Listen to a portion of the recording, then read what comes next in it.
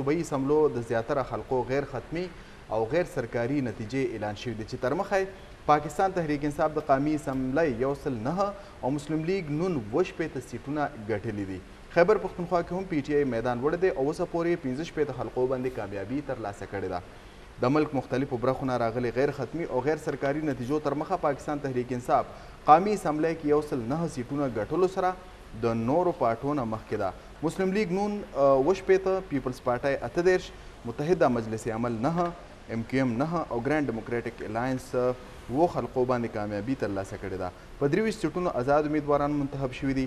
خیبر پښتونخوا کې خلقو ترلاسه شوي نتایج تر مخه پی ټی آی 15 ان پی 9 ام ایم ای 9 او مسلم لیگ نون 3 سیټونه ګټلي دي.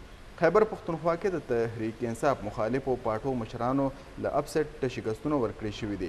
د ان پی مشر اسفندیار ولی خان، د قومي وطن پارټۍ مشر آفتاب محمد شیرپاو، د جیویا مشر مولانا فضل رحمان، اکرم خان دورانی او سراج الحق خپل نشستونه بایللي دي. پېښور نه د قومي اسمبلی په نشست د ان پی خاج غلام احمد بلور ته تحریک انصاف امیدوار شکست ورکړی.